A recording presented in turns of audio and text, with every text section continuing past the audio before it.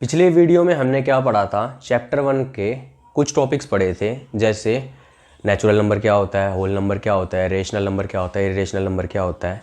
आज हम उसका अगला पार्ट शुरू कर रहे हैं। ये इंट्रोडक्शन बहुत ज़्यादा इंपॉर्टेंट है, प्लीज़ वीडियो को स्किप मत कीजिएगा। अगर आप स्किप करेंगे तो आपका इंपॉर्टेंट पार्ट रह जाएगा, तो ज़रा थोड़ा ध्यान से देखिएगा।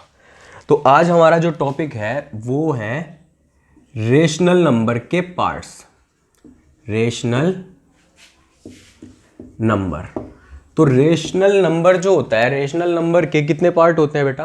2 पार्ट होते हैं। कौन कौन से 2 पार्ट होते हैं? सबसे पहला जो पार्ट होता है वो होता है terminating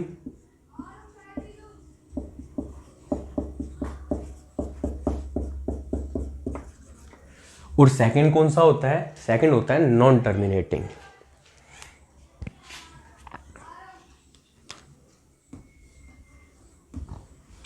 non terminating, non terminating, ये 2 पार्ट्स हैं। एक होता है टर्मिनेटिंग, एक होता है नॉन टर्मिनेटिंग। अब टर्मिनेटिंग जो पार्ट है हमारा वो किस तरीके का पार्ट है? तो टर्मिनेटिंग में हम सिंपल सी 2-4 चीज़ें सीख लेते हैं। टर्मिनेटिंग डेसिमल या नंबर्स या किस तरीके के हो सकते हैं। रेशनल नंबर आप सबको पता है, रेशनल नंबर क्या होते हैं? P/Q की फॉर्म में जो लिखे जा सकते हैं, जिसमें Q is not equal to 0 होता है, ये रेशनल नंबर होता है। टर्मिनेटिंग नॉन टर्मिनेटिंग उसके पार्ट है। रेशनल नंबर में क्या आता है? P/Q की फॉर्म में लिखे जा सकता है, जिसमें Q is not equal to 0 होता है। अब बेटा इसमें 2 काम होते हैं हमारे पास। जैसे नंबर कौन कौन सा है? जैसे पहला नंबर तो हमारे पास आ गया, कौन सा आ गया? 1.12, एक ये नंबर आ गया, ये हो गया टर्मिनेटिंग।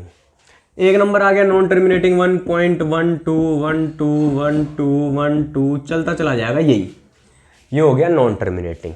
एक और आ जाता है इसके अंदर 1.123456789235, इस तरीके से जो चलता चला जाता है वो कौन सा होता है बेटा?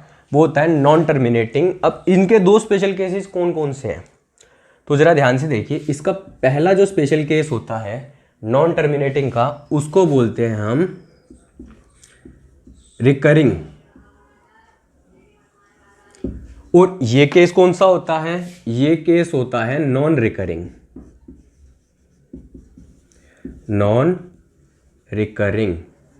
अब बेटा यहां पे रिकरिंग नॉन रिकरिंग नहीं समझ में आया, कोई बात नहीं, दूसरी चीज देख लेते हैं।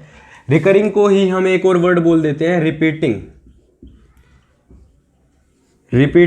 रिकरिंग मतलब क्या हो गया बेटा? रिकरिंग मतलब ये होता है रिपीटिंग, यानी जो बार बार रिपीट हो रहा हो। और नॉन रिकरिंग का मतलब हो गया नॉन रिपीटिंग। ये हो गया recurring, repeating, non recurring, non repeating. Repeating जैसे ये वाला नंबर देखो, अब आप अगर इस पे थोड़ा सा टेंशन डालोगे तो 1 2 3 4 5 6 7 8 9 2 3 5 आगे चले जा रहा है। हमें नहीं पता कि आगे वो किस तरीके से आएगा, इसमें रिपीट नहीं हो रहा, लेकिन यहाँ पे 1 2 1 2 1 2 1 2 और ऐसे आगे 1 2 1 2 चलता चला जाएगा। तो ये हो गया रिपीटिंग ये हो गया, और ये हो गया नॉन रिपीटिंग।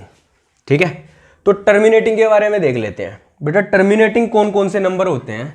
तो terminating are those numbers which have either 2 और 5 और बोथ, जिसके डिनोमिनेटर में क्या हो? ऊपर कुछ भी हो, ऊपर न्यूमरेटर में कुछ भी हो, हमें नहीं पता क्या है, कुछ भी हो सकता है, x y z जो मर्जी वैल्यू, कोई फर्क नहीं पड़ता।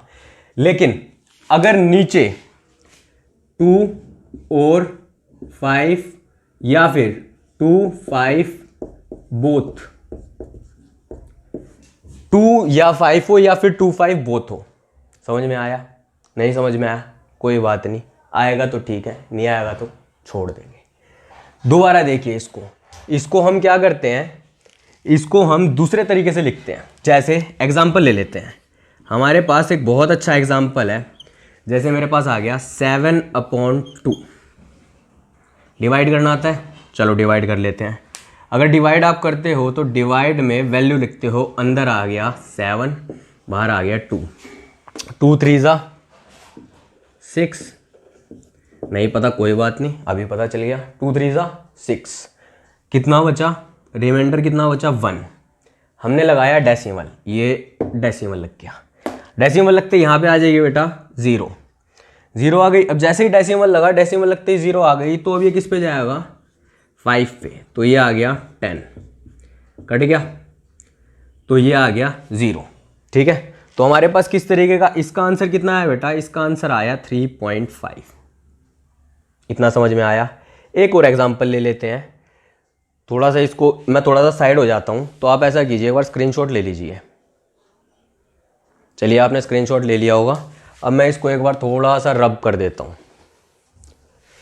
हमें ना जो टर्मिनेटिंग नॉन टर्मिनेटिंग डेसिमल होते हैं उनको थोड़ा अच्छे से समझना पड़ेगा, क्योंकि नॉन टर्मिनेटिंग में जो रिकरिंग आता है उसको हम कन्वर्ट करेंगे वापसी फ्रैक्शन में। ये एग्जाम पॉइंट ऑफ व्यू से भी इंपॉर्टेंट है और ये आना भी चाहिए। लॉजिकल रीजनिंग में भी थोड़ा बहुत काम आता है ये, तो थोड़ा सा ध्यान से देखिएगा। ये हमने रब कर दिया यहां से। अगर आपका बाई चांस कुछ नोट करना रह गया हो तो वीडियो को रिवाइंड कर लीजिएगा, वीडियो को रिवाइंड करके उसमें देख लीजिएगा।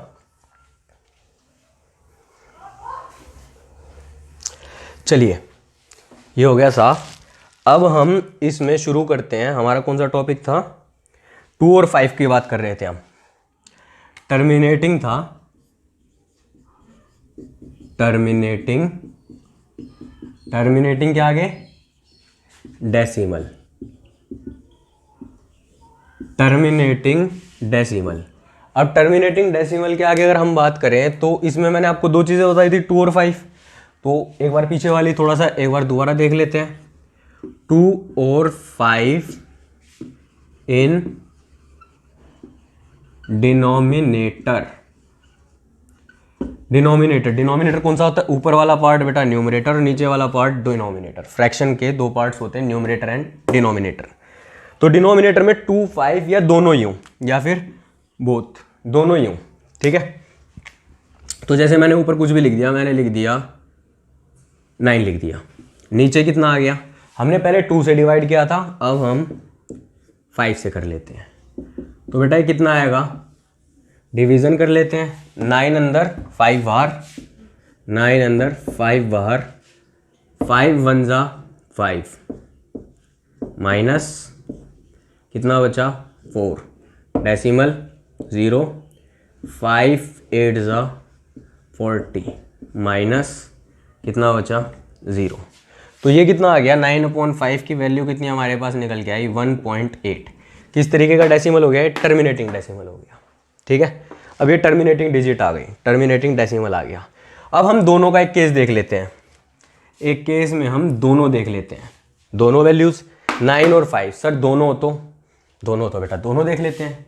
हमारे पास 9 में 2 × 5 दोनों ही आ गए, यानी 9 में 10।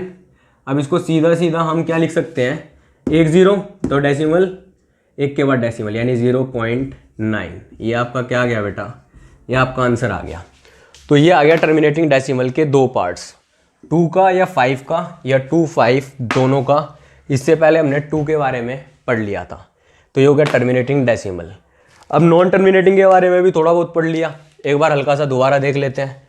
नॉन टर्मिनेटिंग के बारे में क्या होता है, नॉन टर्मिनेटिंग के बारे में वैसे मैंने आपको डिटेल में बता दिया है, पर एक छोटा सा एग्जांपल और देख लेते हैं जिससे और अच्छा समझ में आ जाए।